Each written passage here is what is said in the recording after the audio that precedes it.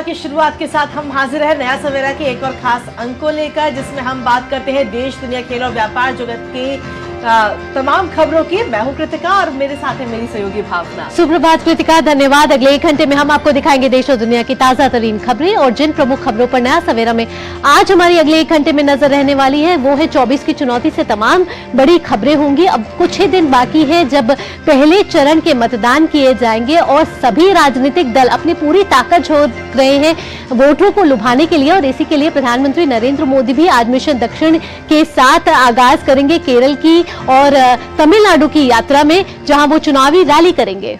बिल्कुल, और इसी के साथ में सिर्फ प्रधानमंत्री नहीं बल्कि जो अन्य पार्टियां हैं वो भी लगातार एड़ी चोटी का जोर लगा रही हैं। और बात करें अगर कांग्रेस की तो राहुल गांधी आज वायनाड में चुनावी जनसभा करते हुए नजर आएंगे।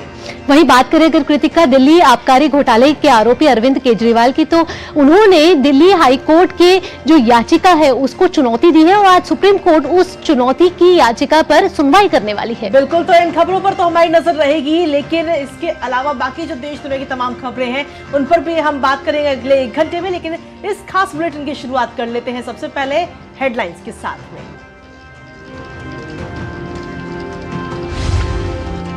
प्रधानमंत्री नरेंद्र मोदी का मिशन दक्षिण जारी। आज केरल के त्रिशूर और तिरुवनंतपुरम के बाद शाम को तमिलनाडु के तिरुनेलवेली में करेंगे चुनावी रैली।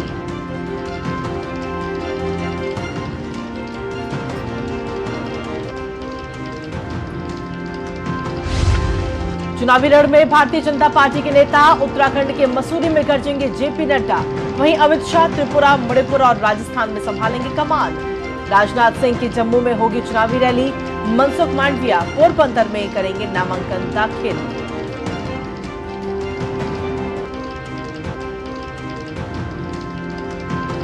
विपक्षी दलों ने भी प्रचार में लगाया एड़ी चोटी का जोर। राहुल गांधी वायनाड में तो मायावती मुरादाबाद में करेंगी अपनी पार्टी के लिए प्रचार। वहीं प्रियंका गांधी का राजस्थान के अलवर में होगा रोड शो।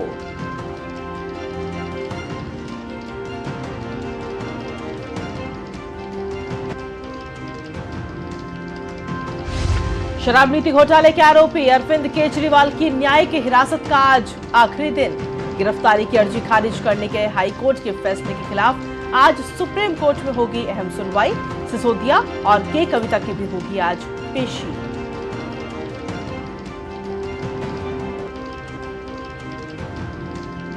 अंतर्राष्ट्रीय खबरों में ईरान पर जवाबी हमले में इजरायल का साथ नहीं देगा अमेरिका। सुरक्षा परिषद में तेहरान को जवाबदेह ठहराने पर करेगा काम। संयुक्त राष्ट्र प्रमुख ने इजरायल पर ईरान के हमले के बाद संयम बरतने का किया आह्वान।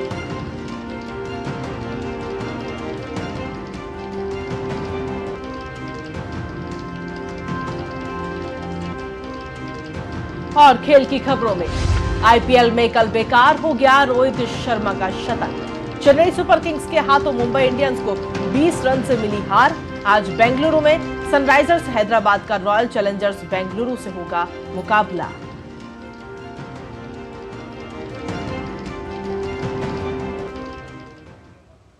और नया सवेरा की शुरुआत करते हैं 24 की चुनौती की खबरों के साथ।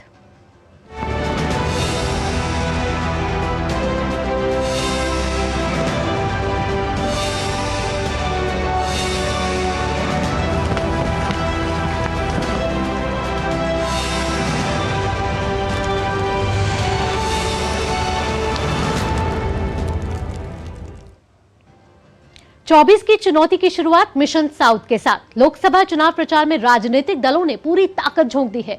19 अप्रैल को पहले चरण का मतदान होगा। सभी दलों के नेता मतदाताओं को लुभाने में जी जान से जुटे हुए हैं। भाजपा के स्टार प्रचारक प्रधानमंत्री नरेंद्र मोदी एनडीए प्रत्याशियों के पक्ष में धुआंधार प्रचार कर रहे हैं। भाजपा के मिशन साउथ के तहत प्रधानमंत्री आज केरल और तमिलनाडु के चुनावी दौरे पर रहेंगे। प्रधानमंत्री आज सबसे पहले केरल के त्रिशूर स्थित अलाथुर पहुंचेंगे। पीएम यहां अलाथुर और त्रिशूर लोकसभा सीटों से चुनाव लड़ रहे एनडीए कैंडिडेट टीएन सरासू और सुरेश गोपी के लिए चुनावी रैली करेंगे। इसके बाद प्रधानमंत्री तिरुवनंतपुरम जिले के अटिंगल पहुंचेंगे, जहां वो अटिंगल और तिरुवनंतपुरम निर्वाचन क्षेत्रों से चुनाव लड़ रहे दो केंद्रीय मंत्रियों वी मुरलीधरन और राजीव चंद्रशेखर के समर्थन में जनसभा करेंगे। केरल की सभी 20 लोकसभा सीटों के लिए दूसरे चरण में 26 अप्रैल को वोटिंग होगी। केरल के बाद प्रधानमंत्री तमिलनाडु का रुख करेंगे। प्रधानमंत्री यहां शाम को तिरुनेलवेली में एक जनसभा को संबोधित करेंगे। आपको बता दें कि तमिलनाडु की सभी 39 सीटों पर पहले चरण में 19 अप्रैल को मतदान होना है। तो केरल से त्रिशूर से नीरज सिंह हमारे संवाददाता ज्यादा जानकारी के साथ जुड़ चुके हैं। नीरज, सुप्रभात। आपसे सबसे पहले पूछना चाहेंगे कि लोकसभा चुनावों से पहले हम देख रहे हैं कि प्रधानमंत्री का फोकस दक्षिण राज्यों पर रहा है और आज भी प्रधानमंत्री केरल आ रहे हैं और प्रधानमंत्री का केरल का ये छठा दौरा है और हम देख रहे हैं कि बड़े बड़े चेहरे हैं इस बारी इस 20 लोकसभा सीटों में, जहां राजीव चंद्रशेखर की बात की जाए, वी मुरलीधरन की बात की जाए या फिर सुरेश गोपी की बात की जाए। देखिए, बिल्कुल कई सारे बड़े चेहरे हैं भावना, और आप देखें कि भारतीय जनता पार्टी ने जो लक्ष्य रखा है 400 पार, उस लक्ष्य को तभी हासिल किया जा सकता है जब आप दक्षिण भारत में जो प्रदर्शन है अपना बेहतर करेंगे।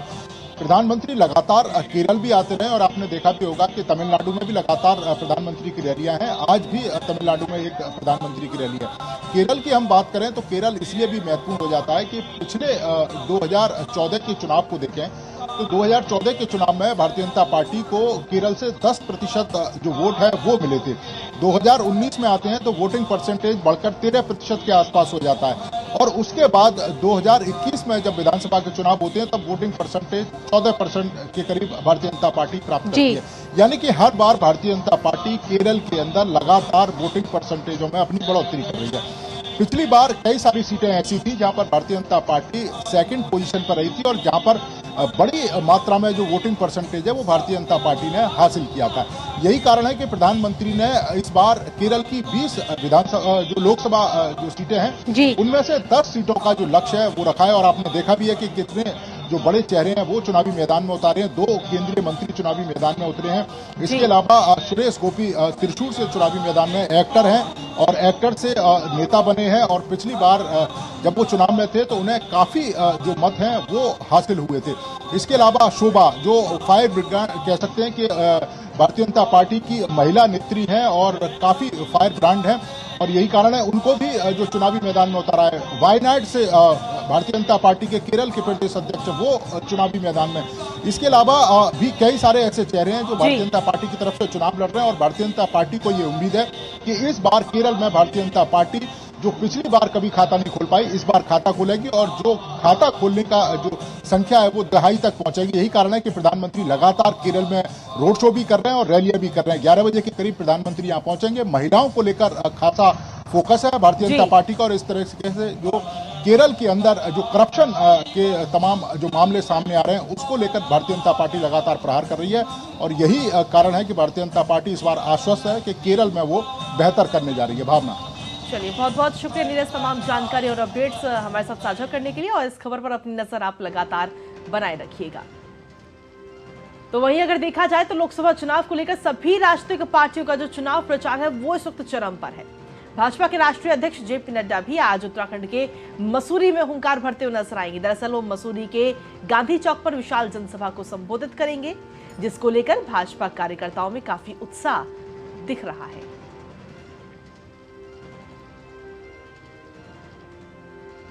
केंद्रीय गृह एवं सहकारिता मंत्री अमित शाह आज त्रिपुरा, मणिपुर और राजस्थान में चुनावी रैली करेंगे। अमित शाह सबसे पहले अगरतला के कुमार घाट में मतदाताओं को साधने का प्रयास करेंगे, तो वहीं त्रिपुरा पूर्व लोकसभा सीट पर चुनाव लड़ रही भाजपा उम्मीदवार कृति देवी देव बर्मन के हक में रैली करेंगे। दोपहर बाद अमित शाह इम्फाल के आंतरिक मणिपुर लोकसभा सीट पर मतदाताओं से वोट मांगेंगे। शाम को 6 बजे भाजपा नेता राजस्थान के जयपुर में भव्य रोड शो करेंगे, जिसमें आदर्श नगर, किशनपोल और हवा महल विधानसभा सीट को कवर किया जाएगा।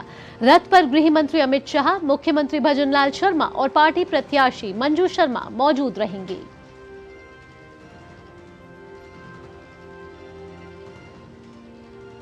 और इसके अलावा भाजपा के स्टार प्रचारक रक्षा मंत्री राजनाथ सिंह भी आज जम्मू कश्मीर में चुनाव प्रचार करते हुए नजर आएंगे। राजनाथ सिंह जम्मू के कठुआ, उधमपुर, डोडा संसदीय क्षेत्र के बसोहली में चुनावी जनसभा को संबोधित करेंगे।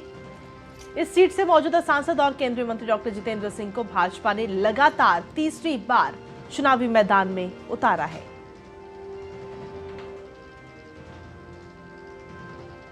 बीजेपी के संकल्प पत्र जारी करते ही राजनीतिक प्रतिक्रियाएं भी बहुत तेजी से आई हैं। जहां कांग्रेस सहित विपक्षी दलों ने भाजपा के संकल्प पत्र पर सवाल खड़े किए हैं, तो बीजेपी और एनडीए के नेताओं ने इसे देश को विकसित राष्ट्र बनाने का रोड मैप बताया है। भाजपा शासित राज्यों के मुख्यमंत्रियों ने भी मोदी की गारंटी को देश के लिए विजन पत्र करार दिया है। 2024 के लोकसभा चुनाव को लेकर भाजपा ने रविवार को संकल्प पत्र जारी किया, तो पूरे देश में इस पर प्रतिक्रियाएं सामने आई हैं। जहां भाजपा सहित एनडीए के नेताओं ने बीजेपी के संकल्प पत्र की तारीफ की है, तो कांग्रेस समेत विपक्षी दलों ने बीजेपी के संकल्प पत्र पर सवाल खड़े किए हैं। कांग्रेस ने कहा है कि भाजपा ने बीते 10 साल में काम नहीं किया और अब फिर से वायदों की बात कर रही है। अपने कार्यकाल में उन्होंने ऐसा कोई बड़ा काम नहीं किया जो सारे देश के जनता को, युवाओं को, किसानों को उससे लाभ हो। अब युवा तो नौकरी के लिए तड़प रहे हैं, रास्ते पे आए हैं और इन्फ्लेशन इतना बड़ा है। कांग्रेस के आरोपों पर भाजपा ने जोरदार पलटवार किया है और भाजपा ने कहा है कि बीजेपी ने 2014 और 2019 में जो वायदे किए थे उन्हें पूरा किया है और अब 2024 में लिए गए मोदी के संकल्प को पूरा करके दिखाएंगे। मोदी की गारंटी और भारतीय जनता पार्टी का संकल्प पत्र अगर सबसे पहली प्रतिलिपि किसी को मिली है तो लाभार्थी को मिली है। चाहे वो हमारी बहन थे, भाई थे, अलग अलग योजनाओं के लाभार्थी, उनको मोदी गारंटी की एक कॉपी मिली है, जिससे पता चलता है कि सेवा, सुशासन और गरीब कल्याण यही आधार हमारा पिछले 10 वर्षों में रहा। भारत को 11वें नंबर से 5वें नंबर की अर्थव्यवस्था बनाने का कार्य किया और अब तीसरी पारी जब मोदी जी शुरू करेंगे तो अगले 3 वर्षों में भारत को दुनिया की तीसरी बड़ी अर्थव्यवस्था बनाएंगे। कांग्रेस के लोग कहते हैं अरे हमारे जमाने में गैस का इदारा, तुम्हारे जमाने में गैस थी नहीं। 2014 में जब उन्होंने ऑफिस छोड़ा तो टोटल देश भर में 14 करोड़ गैस के कनेक्शन थे। आज वो 14 करोड़ बन के 32 करोड़ तक चले गए, जिसमें से 10 करोड़ 28 लाख उज्ज्वला के कनेक्शन है, जिसमें हमारे गरीब परिवारों को मुफ्त कुकटॉप मिलता है और सिलेंडर जो शुरू में दिए गए महामारी के दौरान 3 फ्री दिए गए। इंडी गठबंधन के अन्य विपक्षी दलों ने भी भाजपा के संकल्प पत्र को लेकर प्रतिक्रिया दी और कहा है कि भाजपा के वादों में दम नहीं है। बिहार जैसे गरीब प्रदेश, बिहार के साथ साथ और जितने गरीब प्रदेश हैं, उनको आगे बढ़ाने के लिए कुछ नहीं है, केवल इधर उधर की बातें हैं। बिहार की जनता के लिए क्या है उसमें?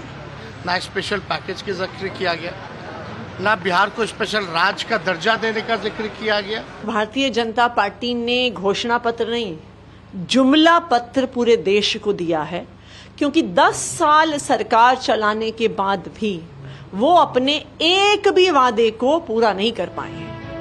विपक्षी दलों के सवालों पर भाजपा ने कहा कि देश मोदी की गारंटी के साथ खड़ा हुआ है। इस बीच बीजेपी शासित राज्यों के मुख्यमंत्रियों ने भी संकल्प पत्र पर प्रतिक्रियाएं दी और कहा है कि देश को विकसित राष्ट्र बनाने के लिए मोदी की गारंटी पर देश की जनता विश्वास करती है और 2024 में भी जनता के हित के मुद्दे बीजेपी के संकल्प पत्र में शामिल किए गए हैं।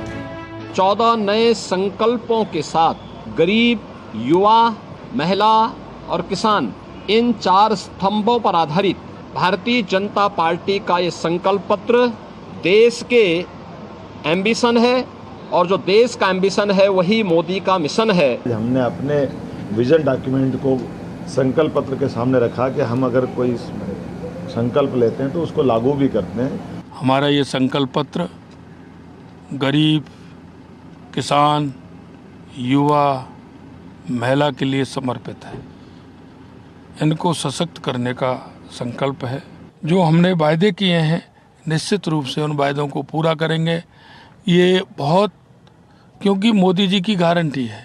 देश की जनता जब भी मोदी जी जो कहते हैं वो करते हैं, देश की जनता जानती है, इसलिए मोदी जी ये काम भी करेंगे और मोदी जी को 400 पार करके देश की जनता से जब भी मोदी जी ने जो भी कहा है जनता ने उसको पूरा किया है।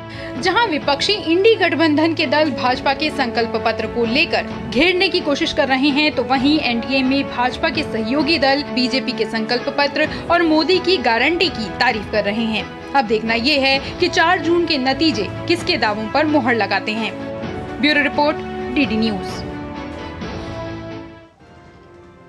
तो बिल्कुल दावे और वादे तो किए जा रहे हैं, लेकिन नतीजा क्या होगा ये तो आगे आने वाली 4 जून को ही भावना साफ होगा। बिल्कुल सही कहा आपने कृतिका। 24 की चुनौती की खबरों का सिलसिला यूं ही जारी रहेगा। फिलहाल वक्त हो चला एक छोटे से ब्रेक का। आप देखते रहिए नया सवेरा। हाँ, देखो जी भर के अपना ही है और अपने ही वोट से बने हैं बड़े बड़े पुल देश भर में। हमारी लाइफ तो निकल गई बेटा। हमारे टाइम तो अटकाना, फटकाना, लटकाना यही कल्चर होता था, पर तुम लोगों के लिए बड़े काम करने वाला बैठा है। सिर्फ 10 साल की स्पीड देख लो, अटल सेतु से अटल टनल देख लो, चिनाब ब्रिज से बोगीबील ब्रिज देख लो, और इतना करके भी मोदी जी कहते हैं ये तो अभी ट्रेलर है। हमारे सपने पूरा करने की गारंटी मोदी जी की, तो उनको जिताने की गारंटी किसकी? हम बाप बेटी की। कमल का बटन दबाएं, भाजपा को जिताएं। कब तक लंबी लाइनों में उम्र बिताइएगा? डिजिटल पेमेंट अपनाइए, चुटकी में हल पाइए। पुराने तरीके कब तक अपनाइएगा? डिजिटल पेमेंट बहुत आसान है, देखिए चुटकी में पेमेंट चुकाइए। बटुआ ढूंढ रहे हैं? डिजिटल पेमेंट अपनाइए, कभी भी कहीं भी और सुरक्षित। हमने तो इन्हें डिजिटल पेमेंट करना सिखा दिया है। आपने? आरबीआई कहता है कि डिजिटल पेमेंट अपनाओ, औरों को भी सिखाओ। मैं क्या जी, सब जानते हैं, जहां दिखे मारियो, अपना समझ के खा लियो। स्वाद से सबको दीवाना कर दे, दीवाना कर दे। पता का चाय, गजब का स्वाद। Delivery boy has picked your order. अरे भाई, पता है भूख लगी है। 30 मिनट का मैसेज नोटिफिकेशन आया था ना? मैसेज के सारे थोड़ी बैठ सकते हैं। कल आपने कुछ शेयर्स बेचे थे ना? हाँ, तो चेक किया? मैसेज आया तो था। सिर्फ मैसेज काफी नहीं है। आप शेयर मार्केट में कोई भी ट्रांजैक्शन करते हैं ना, तो स्टॉक एक्सचेंज से आए एसएमएस या ईमेल को अपने डीमैट अकाउंट और बैंक स्टेटमेंट के साथ भी टैली कीजिए। बेटा, भूख में ना दिमाग बंद हो जाता है। सोच कर, समझ कर, इन्वेस्ट कर। और ब्रेक के बाद एक बार फिर से स्वागत आप सभी का। खबरों में बढ़ते आगे, जहां 24 की चुनौती में अब बात करते हैं अन्य पार्टियों की। जी हाँ, कांग्रेस पार्टी के नेता राहुल गांधी आज से केरल के दौरे पर रहेंगे। आज पहले दिन राहुल अपने संसदीय क्षेत्र वायनाड में चुनावी रैली करेंगे। फिर शाम को उत्तर कोझिकोड जिले में यूनाइटेड डेमोक्रेटिक फ्रंट की रैली में मतदाताओं को संबोधित करेंगे। कल 16 तारीख को भी वायनाड में पार्टी के कई कार्यक्रम में शामिल होंगे और चुनाव प्रचार करेंगे। राहुल ने अभी इसी महीने की शुरुआत में 3 अप्रैल को वायनाड से नॉमिनेशन दाखिल किया था और एक रोड शो भी निकाला था। यहाँ उनका मुकाबला केरल बीजेपी के अध्यक्ष के सुरेंद्रन के साथ साथ कांग्रेस नेतृत्व वाले INDIA गठबंधन में शामिल CPI से हो रहा है। CPI ने यहां डी राजा की पत्नी एनी राजा को मैदान में उतारा है। BSP ने यहां से PR कृष्णन कुट्टी को मैदान में उतारा है।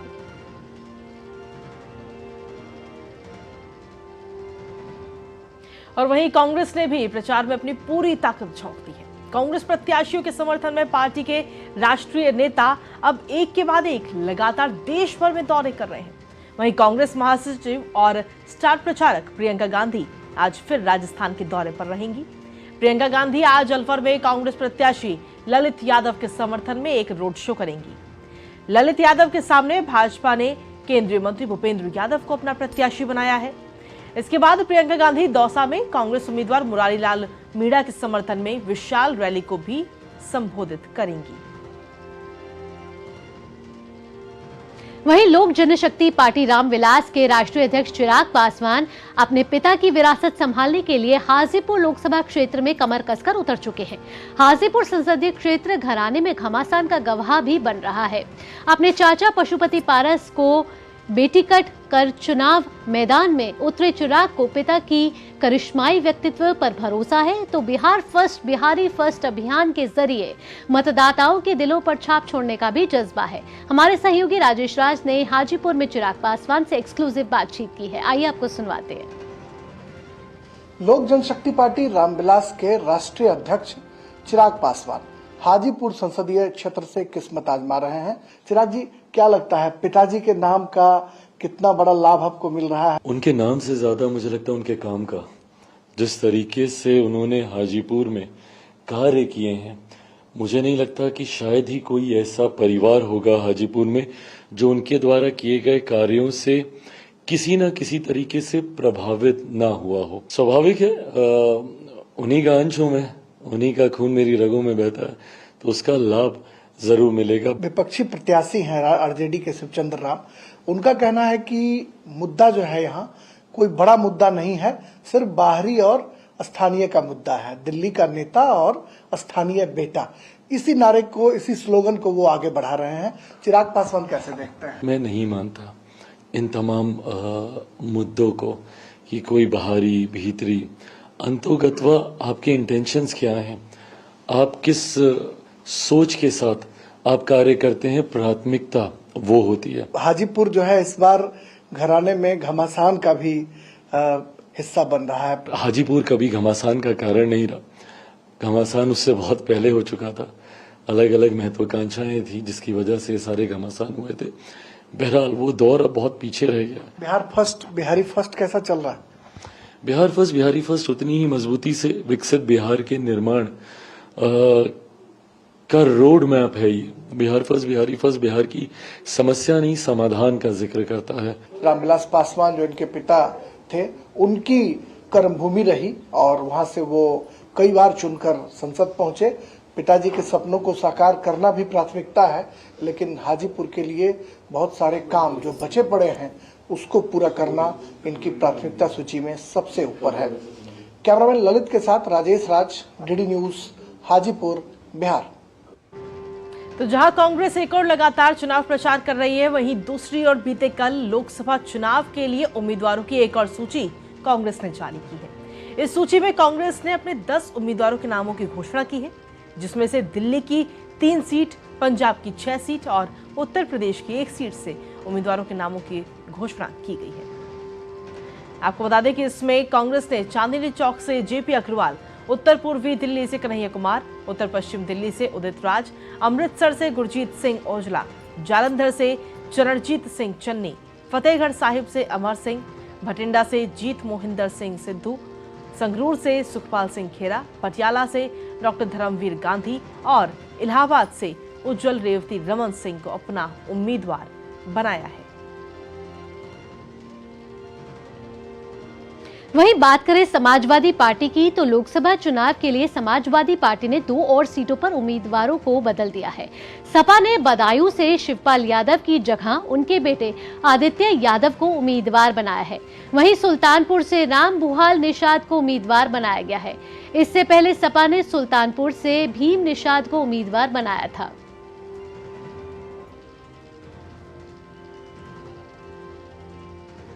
और चलिए आगे बढ़ते हुए बात कर लेते हैं बहुजन समाज पार्टी की। दरअसल 2024 के लोकसभा चुनाव के पहले चरण के मतदान में अब हालांकि कुछ ही समय रह गया है। ऐसे में सत्ता पक्ष के साथ साथ विपक्ष भी मतदाताओं को लुभाने का भरसक प्रयास कर रहा है। बसपा सुप्रीमो और उत्तर प्रदेश की पूर्व मुख्यमंत्री मायावती भी इस वक्त चुनावी रण में उतर चुकी हैं। दरअसल वो आज मुरादाबाद में पार्टी उम्मीदवार के लिए वोट मांगेंगी। मुरादाबाद लोकसभा सीट पर पहले चरण में 19 अप्रैल को मतदान होना है। और नारों के जिक्र के बिना भारतीय चुनाव की चर्चा अधूरी सी लगती है। चुनावी फिजा और उत्साह को बढ़ाने में नारों की भूमिका बहुत अहम होती है। इतनी अहम कि नारों के बिना भारतीय राजनीति और चुनाव की कल्पना तक बेमानी है। नारे न सिर्फ समर्थकों में जोश भरते हैं, बल्कि मुद्दों को चुनाव में स्थापित करने में भी महत्वपूर्ण भूमिका निभाते हैं। ऐसे में दिल्ली के लोगों पर नारों का कितना असर है, आइए जानते हैं। लोकसभा चुनाव को लेकर चुनावी प्रचार जारी है। ऐसे में अलग अलग राजनीतिक पार्टियां अलग अलग नारों का इस्तेमाल कर रही हैं। चुनावी नारों को लेकर लोगों में खासा क्रेज देखने को मिलता है, क्योंकि कई बार ये चुनावी नारे लंबे लंबे भाषणों पर हावी साबित होती है। ऐसे में राजधानी दिल्ली के लोगों पर इसका क्या असर है, लोग चुनावी नारे के बारे में क्या सोचते हैं, आइए जानते हैं यहाँ के लोगों से। अभी तो मोदी का ही चल रहा है, अब की बार मोदी सरकार और सबका साथ सबका विकास, यही सब चलते आ रहा है। और दूसरी राजनीतिक पार्टियों का कोई नारा? इनका तो याद भी नहीं रहता। आजकल तो चल रहा है अब की बार मोदी सरकार 400 पार, मोस्टली आजकल तो यही फेमस है कि 400 पार। विपक्षी का तो खैर याद नहीं है, उनके तो पता नहीं, नेता ही याद नहीं आ रहे। ये जो चुनावी नारे होते हैं लोगों पर कितना असर डाल पाते हैं? मोस्टली लोगों को ज़्यादातर नारे याद रह जाते हैं, क्योंकि गरीबों का हाथ कांग्रेस हाथ पहले जो था, तो आज भी लोगों को इतना पुराना नारा याद है, तो लोगों के दिमाग में छाप छोड़ता वो नारे ही होते हैं। लोगों को चुनाव के नारे याद रह जाते हैं, वादे क्या किए ये पता नहीं होता कि क्या वादे किए, क्योंकि मैनिफेस्टो में इसको याद ही नहीं रहता, इतने लंबे लंबे मैनिफेस्टो होते हैं। देखिए, अगर चुनाव में नारों का ब्रांड एम्बेसडर किसी को कहा जाए तो वो कहा जाना चाहिए इंदिरा गांधी को। इंदिरा गांधी कहती थी गरीबी हटाओ, गरीबी हटाओ, उसने गरीबों को हटा डाला। हम दो हमारे दो, ये भी उनके टाइम पे नारे थे। एक तरह से कह सकते हैं कि चुनावी नारों का प्रचलन अभी नहीं आया है, ये काफी समय पहले से ही है। इसको जन्म देने वाली कांग्रेस ही है, और कांग्रेस ने जितने नारे दिए हैं उस नारों से कहीं ज्यादा उसने उन नारों को बर्बाद खुद ही किया है। चुनावी नारा जो होनी चाहिए वो हकीकत की होनी चाहिए, जो पूरा कर सके वो, चाहे किसी भी पार्टी का हो। ये जुमले वाले नारे नहीं होने चाहिए, जैसे राहुल गांधी दे रहे हैं आजकल, या फिर कोई आरजेडी दे रहे हैं। नारे ऐसे होने चाहिए कि जो लोगों में सद्भाव पैदा करें, जो लोगों को वोट करने के लिए आगे प्रेरित करें। देश के लोकतंत्र का सबसे बड़ा त्योहार लोकसभा चुनाव का बिगुल बज चुका है, और आपने देखा कि राजधानी दिल्ली के नागरिक चुनावी नारों के साथ साथ चुनाव को लेकर कितने ज्यादा जागरूक है। कैमरा पर्सन अनिल के साथ मैं पूर्वा, डीडी न्यूज दिल्ली। तो भारतीय चुनावों में नारों का एक अहम रोल है कृतिका, और 24 की चुनौती में फिलहाल इतना ही। चुनावी खबरों से कुछ और अन्य महत्वपूर्ण खबरों का भी रुख करेंगे, लेकिन इस छोटे से ब्रेक के बाद।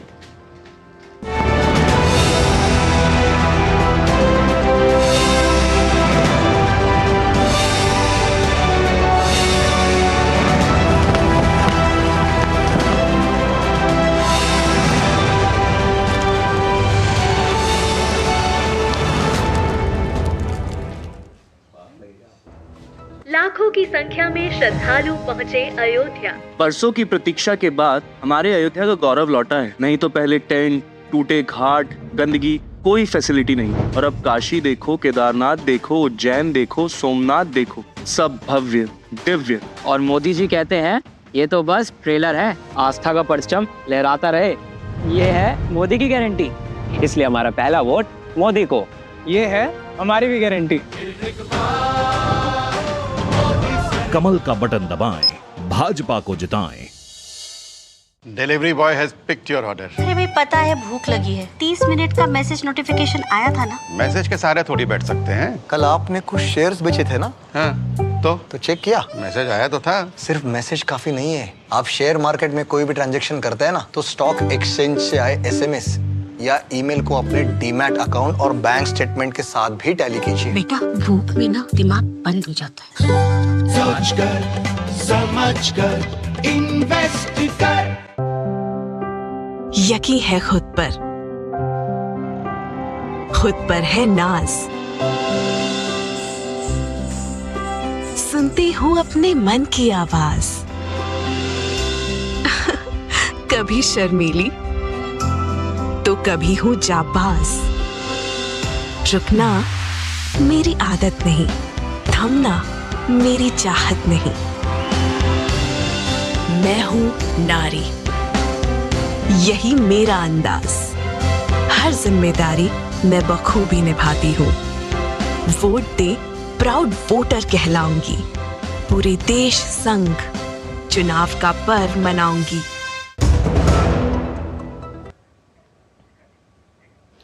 और ब्रेक के बाद एक बार फिर से स्वागत। आगे बढ़ते हैं, जहां सुप्रीम कोर्ट में आज दिल्ली के मुख्यमंत्री अरविंद केजरीवाल की उस याचिका पर सुनवाई होगी जिसमें उन्होंने दिल्ली हाईकोर्ट के फैसले को चुनौती दी है। दरअसल हाईकोर्ट ने ईडी की गिरफ्तारी के खिलाफ उनकी अर्जी को खारिज कर दिया था। अरविंद केजरीवाल को दिल्ली आबकारी नीति घोटाले से जुड़े मनी लॉन्ड्रिंग केस में आरोपी हैं और पीएमएलए कोर्ट ने उन्हें 15 अप्रैल यानी कि आज तक न्यायिक हिरासत में भेजा था। लिहाजा अब आज ईडी की ओर से राउस एवेन्यू की विशेष अदालत में उन्हें पेश किया जाएगा। अरविंद केजरीवाल ने सुप्रीम कोर्ट में न सिर्फ हाई कोर्ट के फैसले को चुनौती दी है, बल्कि आम चुनाव प्रचार में हिस्सा लेने के लिए जल्दी रिहाई की भी मांग की है।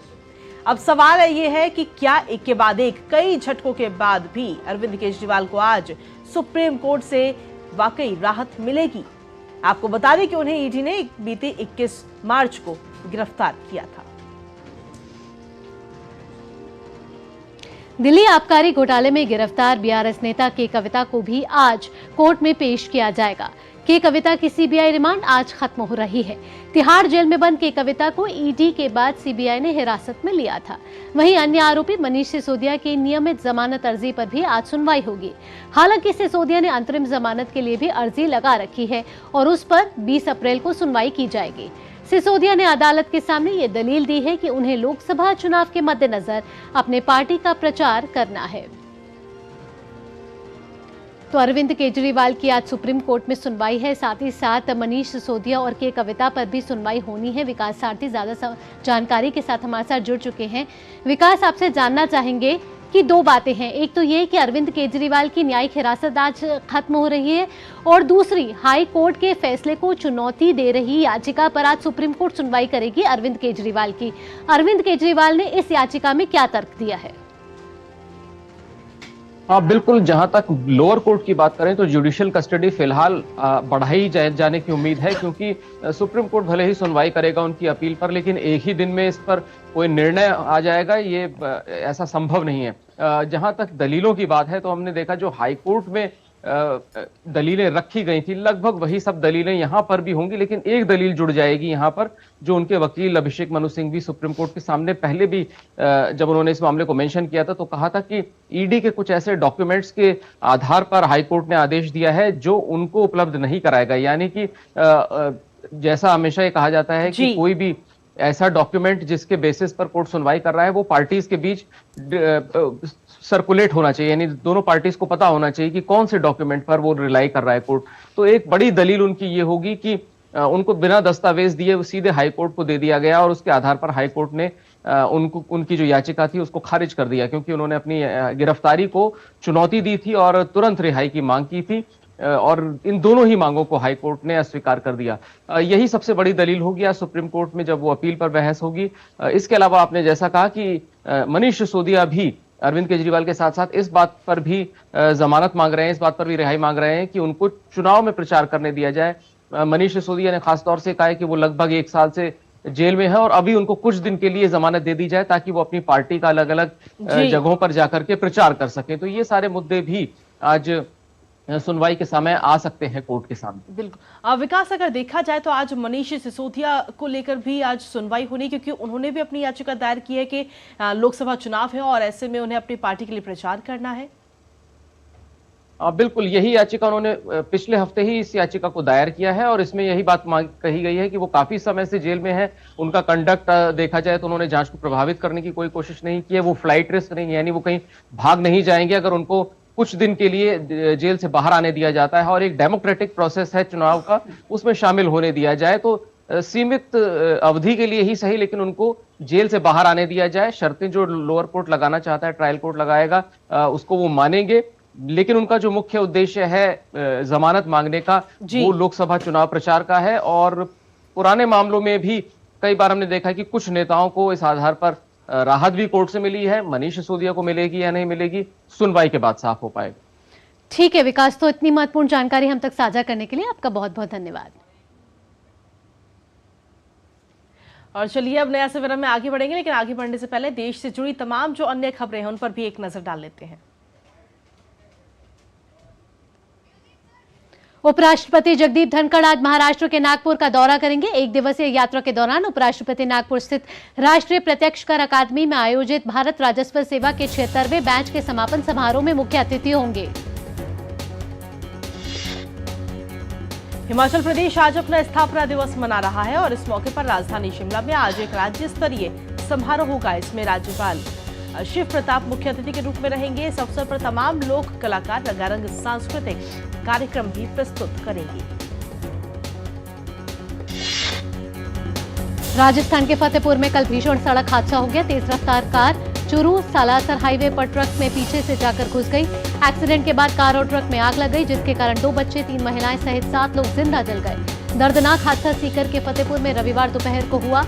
पुलिस के मुताबिक कार में गैस किट लगी हुई थी और ट्रक में मेडिकल कॉटन भरी हुई थी।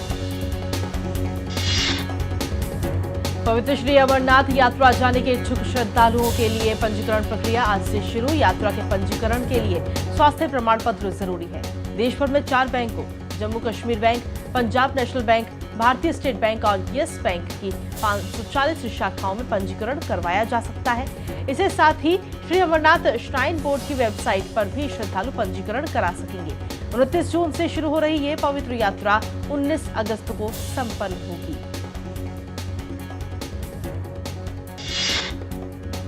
उत्तराखंड के 4 धाम बद्रीनाथ, केदारनाथ, गंगोत्री और यमुनोत्री की यात्रा करने के लिए ऑनलाइन पंजीकरण की प्रक्रिया भी आज से शुरू हो रही है।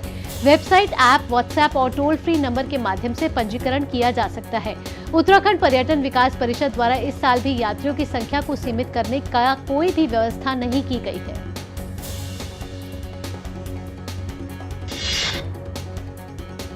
आज चैत्र नवरात्रि का 7वां दिन है। ये दिन मां कालरात्रि को समर्पित है। मां कालरात्रि नवदुर्गा का 7वां स्वरूप है। दिल्ली के झंडेवाला मंदिर की तस्वीर सामने आई। वक्त हो चला एक छोटे से ब्रेक का। ब्रेक के बाद जानेंगे क्या है अखबारों की सुर्खियां। आप देखते रहिए नया सवेरा। हमारी पीढ़ी को तो वोट के बदले में धोखे ही मिले थे, और हमारी पीढ़ी को बस गरीबी हटाओ के नारे। पानी ढोती थी, इज्जत दाव पर लगाकर अंधेरे में शौच को जाती थी, धुएं में आंखें जलाती थी, और फिर हमें मिले मोदी जी कामदार। हमारा दर्द महसूस किया है मोदी जी ने, तभी तो झट से भेज दिए बिजली, पानी, गैस, शौचालय। अब घर में बीमारियां कम हो गई है ना अम्मा? हाँ। दवा का खर्चा घटा है और ढेर सारा समय बचा है। हमारे जैसे करोड़ों निकले हैं गरीबी से बाहर। पर मम्मी, भाभी, मोदी जी कहते हैं कि ये तो बस ट्रेलर है, आगे पूरे भारत से गरीबी हटाने की गारंटी है मोदी जी की। और मोदी को जिताना हमारी गारंटी है। कमल का बटन दबाएं, भाजपा को जिताएं। मैं क्या जी, सब जानते हैं, जहां दिखे मारियो, अपना समझ के खा लियो। Delivery boy has picked your order. अरे भाई, पता है भूख लगी है। 30 मिनट का मैसेज नोटिफिकेशन आया था ना। मैसेज के सारे थोड़ी बैठ सकते हैं। कल आपने कुछ शेयर्स बेचे थे ना? हाँ, तो चेक किया? मैसेज आया तो था। सिर्फ मैसेज काफी नहीं है। आप शेयर मार्केट में कोई भी ट्रांजैक्शन करते हैं ना, तो स्टॉक एक्सचेंज से आए SMS या ईमेल को अपने डीमैट अकाउंट और बैंक स्टेटमेंट के साथ भी टैली कीजिए। बेटा, भूख में ना दिमाग बंद हो जाता है। सोच कर, समझ कर, इन्वेस्ट कर। स्वाद से सबको दीवाना कर दे, दीवाना कर दे। पता का चाय, गजब का स्वाद। ब्रेक के बाद आपका स्वागत है। आप देख रहे हैं नया सवेरा और अब वक्त हो चला हमारे खास सेगमेंट अखबारों की सुर्खियां जानने का।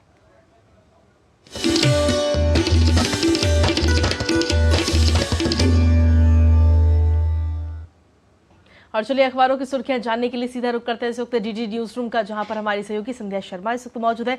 संध्या, आज सोमवार का दिन है, क्या कुछ खास है आज अखबारों में?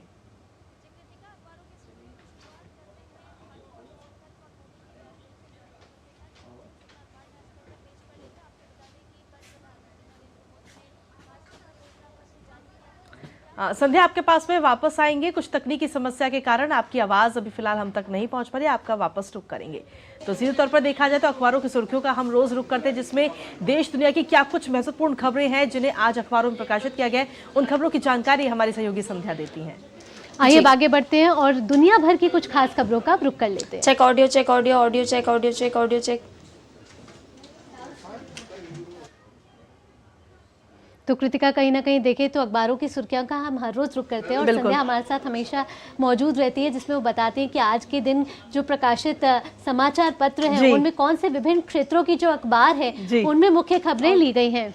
बिल्कुल, और चलिए वापस रुख कर लेते इस वक्त हमारी सहयोगी संध्या का। संध्या, जी आज क्या कुछ अखबारों में खास सुर्खियां प्रकाशित की गई हैं? जी कृतिका, अखबारों की सुर्खियों में आज है भाजपा ने जो कल घोषणा पत्र जारी किया है उससे जुड़ी हुई खबर, जो कि जनसत्ता अखबार ने आज अपने पहले पेज पर लिया है। और क्या कुछ घोषणा पत्र में खास होगा वो बताया है बड़ी बातों के साथ, और लिखा है कि विकास के वादे और कल्याणकारी योजनाओं को आगे बढ़ाने पर जोर रहेगा। इसके साथ ही आपको बता दें कि कल कांग्रेस ने एक और सूची जारी की है जिसमें दिल्ली के 3 उम्मीदवार और साथ में पंजाब के उम्मीदवारों की भी घोषणा की गई है। कुल 10 उम्मीदवार घोषित किए गए हैं। तो ये भी खबर आज जनसत्ता अखबार ने अपने पहले पेज पर ली है। इसके अलावा हिंदुस्तान अखबार ने अपना बिजनेस पेज पर खबर ली है और बताया है कि वित्त मंत्रालय ने बैंकों और वित्त संस्थानों से अतिरिक्त सुरक्षा कदम उठाने के लिए कहा है। आपको बता दें कि डिजिटल दुनिया के इस दौर में बैंकिंग धोखाधड़ी के मामले भी लगातार बढ़ते जा रहे हैं, तो उससे कैसे बचा जा सकता है, इसको लेकर के वित्त मंत्रालय की तरफ से दिशा निर्देश जारी किए गए हैं और बैंकिंग केवाईसी को और सख्त करने की बात कही गई है। आपको बता दें कि साइबर ठगी के 11 लाख से अधिक केस 2023 में दर्ज किए गए हैं। तो अगर ऑनलाइन ठगी होती है किसी के साथ तो ये नंबर भी प्रकाशित किए गए हैं कि साइबर हेल्पलाइन सबसे पहले 1930 पर संपर्क करें और सूचना दें। इसके अलावा हरिभूमि अखबार ने देश विदेश पेज पर खबर ली और बताया कि ईरान के इजराइल पर हमले को लेकर अमेरिका सहित कई देशों ने इसकी निंदा की है। साथ ही अमेरिका ने G7 देशों की बैठक बुलाई है। हमलों के खिलाफ डिप्लोमेटिक प्रतिक्रिया किस तरह से अब अपनाई जानी चाहिए, इसको लेकर के चर्चा की जाएगी। इसके अलावा नवभारत टाइम्स ने अपने देश पेज पर खबर ली है और बताया है कि केंद्र ने 2 बार बोर्ड परीक्षा पर CBSE से मांगा प्रस्ताव, यानी कि साल में 2 बार बोर्ड परीक्षा किस तरह से आयोजित की जा सकती है, इसको लेकर के केंद्र सरकार ने मसौदा तैयार करने के लिए कहा है और इस पर अब मंथन किया जा रहा है कि कैसे साल में 2 बार परीक्षा होगी, क्योंकि पहली बार जब विद्यार्थी परीक्षा देगा तो उसका रिजल्ट कब आएगा और फिर कितने गैप के बाद अगली एग्जाम वो दे सकेगा, तो इसको लेकर के अब मसौदा तैयार हो रहा है। और चलते चलते आपको एक और अच्छी खबर बता देते हैं जिसे आज दैनिक जागरण अखबार ने अपने पहले पेज पर प्रकाशित किया है और बताया है कि सिनेमा हॉल की तरह ट्रेन में भी मिलेगी मनपसंद सीट, यानी कि आप हवाई यात्रा करते हैं या सिनेमा हॉल में बैठते हैं तो आप अपनी पसंद की सीट का चयन कर पाते हैं। तो वैसी ही व्यवस्था अब जल्द ही रेलवे में भी होने वाली है और इसके लिए जल्द ही एक ऐप लॉन्च किया जाएगा जिसमें यात्रियों को ये भी पता चल सकेगा कि जिस दिन उन्हें यात्रा करना है उस दिन कितनी सीटें खाली है और वो अपनी पसंद की सीट आरक्षित कर सकेंगे। तो आज के अखबारों में अलग अलग क्षेत्रों से जुड़ी हुई ये है खास खबरें। जी संध्या, अखबारों में प्रकाशित विभिन्न क्षेत्रों की खबरों को इतनी कम समय में हम तक पहुंचाने के लिए आपका बहुत बहुत धन्यवाद। और इसी के साथ चलिए अब नया सवेरा में आगे बढ़ लेते हैं और अब देख लेते हैं खबरें दुनिया भर से।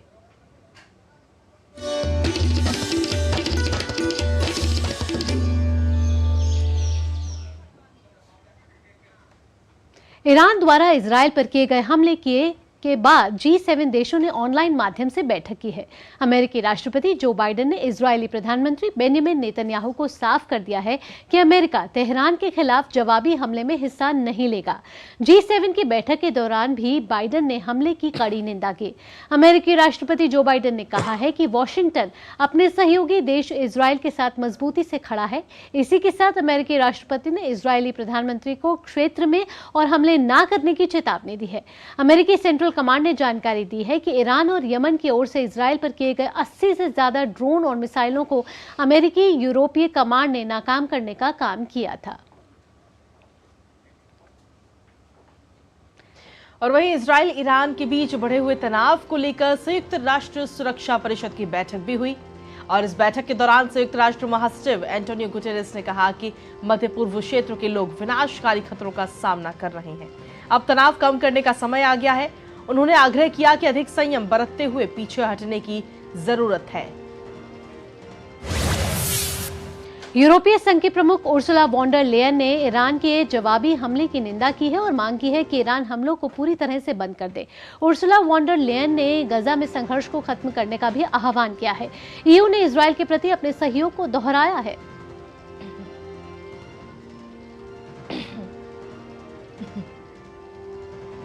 विदेश मंत्री डॉक्टर एस जयशंकर ने इजरायल के विदेश मंत्री इजराइल कॉट्स से बातचीत की है। बातचीत के दौरान विदेश मंत्री डॉक्टर एस जयशंकर ने ताजा घटनाक्रम पर भारत की चिंता को साझा किया है। दोनों विदेश मंत्रियों ने व्यापक क्षेत्रीय स्थिति पर चर्चा की है। साथ ही दोनों नेताओं ने आपसी संपर्क बनाए रखने पर सहमति जताई है।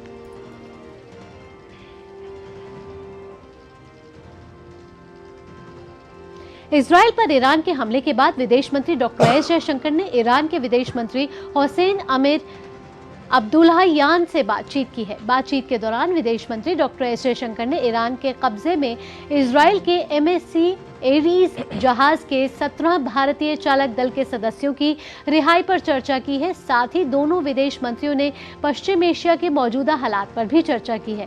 बातचीत के दौरान विदेश मंत्री डॉक्टर एस जयशंकर ने अपने ईरानी समकक्ष से तनाव बढ़ने से बचने, संयम बरतने और कूटनीति की ओर लौटने के महत्व पर जोर दिया है।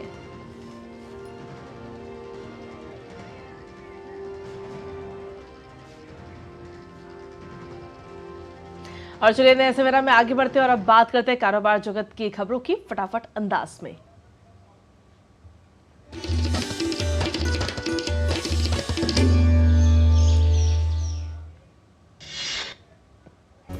B2B परिवहन समाधान प्रदाता वाइस ट्रैवल इंडिया लिमिटेड इस साल अपने बेड़े में 1000 इलेक्ट्रिक वाहन जोड़ेगी। हरित परिवहन अभियान के तहत यह कदम उठाने जा रही है ये कंपनी। एप्पल ने वित्त वर्ष 2024 में भारत से $10 अरब के आईफोन का किया निर्यात। कंपनी ने वित्त वर्ष 2024 में जो फोन बेचे उनकी कीमत 2022-23 में बिके आईफोन की कीमत से दोगुनी यानी 100% ज्यादा रही। श्रीलंका को IMF के साथ जारी ऋण पुनर्गठन वार्ता और वॉशिंगटन में आज से शुरू होने वाली विश्व बैंक की वसंत बैठकों के दौरान सार्थक बातचीत की है उम्मीद। इजराइल और ईरान में बढ़ते तनाव के बीच एयर इंडिया ने तेल अवीव के लिए उड़ानें अस्थायी रूप से निलंबित करने का किया फैसला। सार्वजनिक क्षेत्र की बीमा कंपनी LIC ने वित्त वर्ष 2023-24 में अडानी समूह की कंपनियों में किए गए अपने निवेश मूल्य में 59% का लाभ दर्ज किया। लोकसभा चुनावों के लिए चार्टर्ड विमान और हेलीकॉप्टर की मांग 40% तक बढ़ी। विशेषज्ञों के अनुसार इससे निजी विमान और हेलीकॉप्टर संचालकों को 15 से 20% अधिक कमाई होने की उम्मीद। वित्त वर्ष 2023-24 के दौरान भारत ने नवीकरणीय ऊर्जा क्षमता में रिकॉर्ड 18.48 गीगावाट की बढ़ोतरी की है।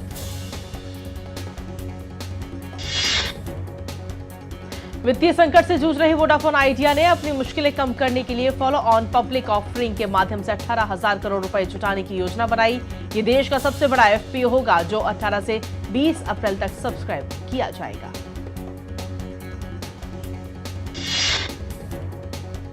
कारोबार जगत के बाद अब खबरें देख लेते हैं खेल जगत से हमारे खास सेगमेंट स्पोर्ट्स ट्रैक में।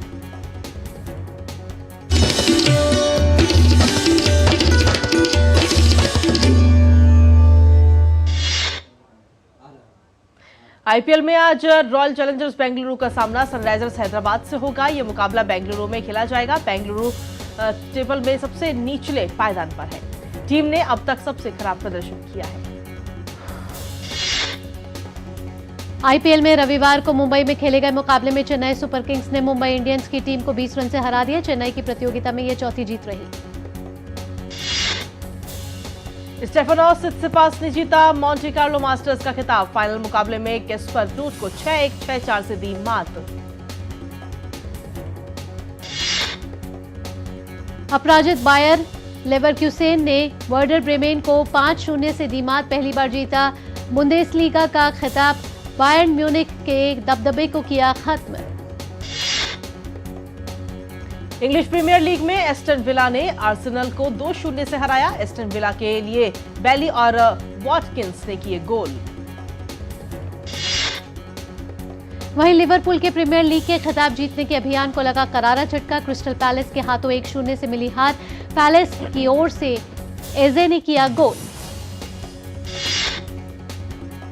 एंड्रियास परेरा के 2 गोल की बदौलत फुलहम ने वेस्ट हैम यूनाइटेड को 2-0 से हराया। वहीं वुमेन्स FA कप में टॉटनहम हॉटस्पर ने लेस्टर सिटी को 2-1 से हराकर प्रतियोगिता के फाइनल में किया प्रवेश। 12 मई को मैनचेस्टर यूनाइटेड से होगा सामना। और चलिए नए सवेरा में आगे बढ़ते हुए अब रुक करते हैं हमारे अगले सेगमेंट का और सिने जगत की खबरों को जानते हैं फटाफट अंदाज में।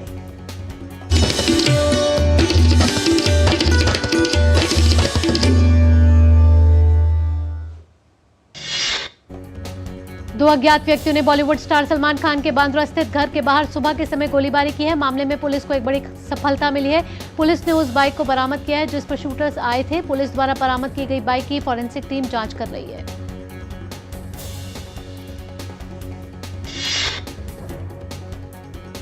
अभिनेत्री यामी गौतम ने अपनी फिल्म आर्टिकल 370 के गौरव के 50 दिन पूरे करने पर दर्शकों का आभार जताया। यामी ने कहा, फिल्म इंडस्ट्री में हम अपनी रचनात्मक सीमाओं को आगे बढ़ाना जारी रखेंगे।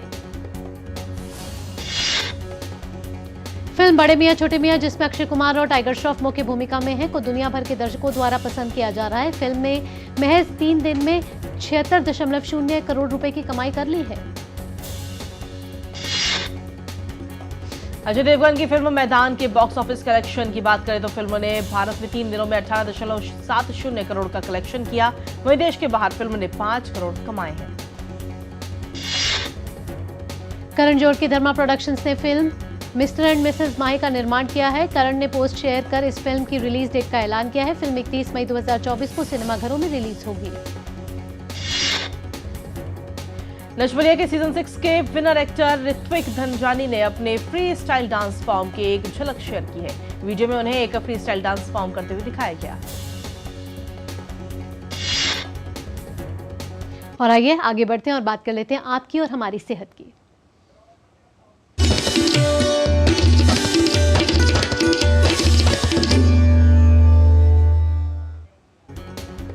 खर्राटे लेना, जिसे अक्सर गहरी नींद की निशानी माना जाता है, किसी बीमारी का लक्षण हो सकता है।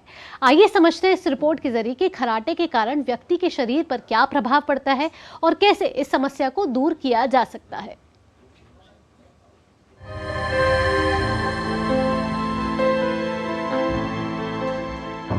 खर्राटे लेना एक आम समस्या है, कोई भी इससे प्रभावित हो सकता है। ये संकेत है कि व्यक्ति को सोते समय सांस लेने में परेशानी हो रही है।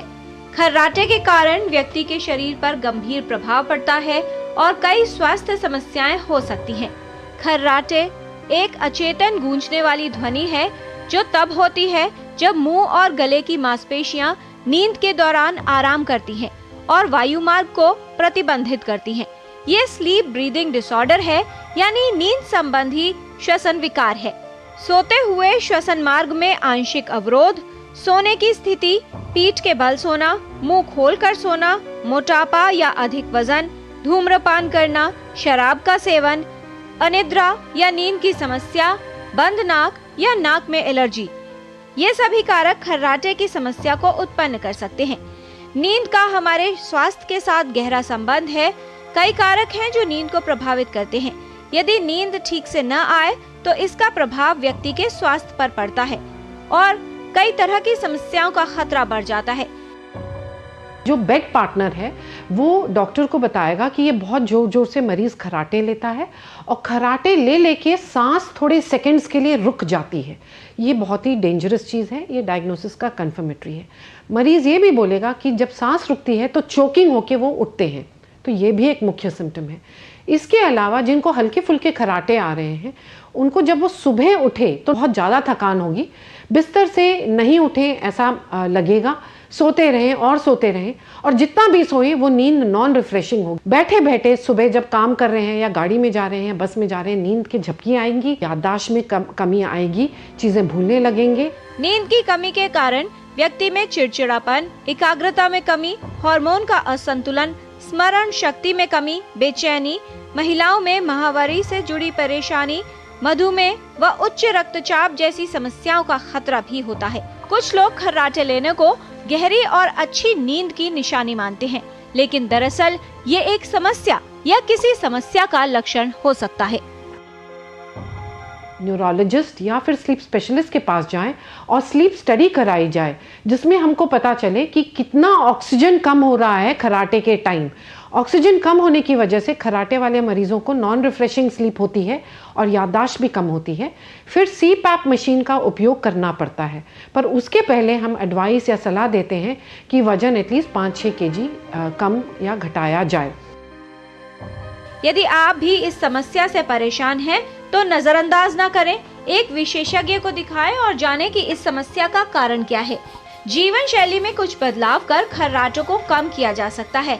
हालांकि कुछ लोगों को चिकित्सा की आवश्यकता होती है। यदि आप खर्राटों से परेशान हैं तो एक विशेषज्ञ से मिलें। खर्राटों की समस्या को सही इलाज द्वारा दूर किया जा सकता है। किरण भारद्वाज, डीडी न्यूज। और चलिए नए सवेरा में आगे बढ़ते हुए अब बात कर लेते हैं मौसम की और जानते हैं मौसम का मिजाज।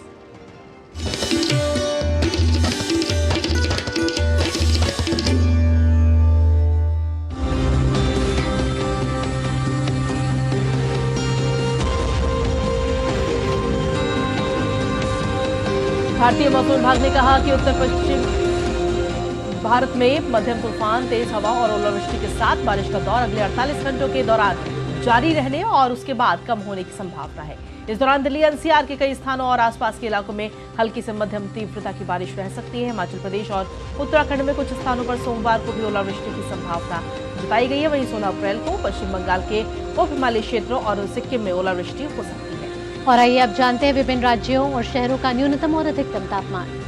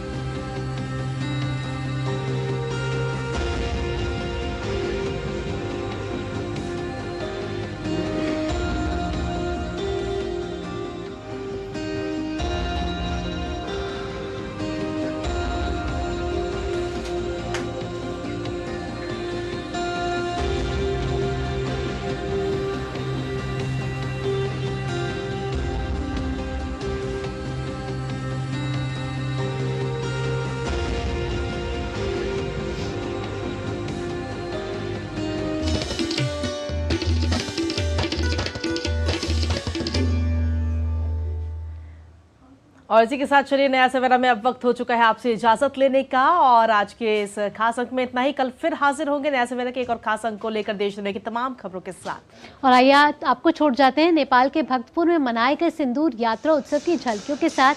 आप इन झलकियों का आनंद लीजिए और आपका दिन मंगलमय हो, इसी कामना के साथ मुझे, कृतिका और नया सवेरा की पूरी टीम को दीजिए अनुमति। नमस्कार।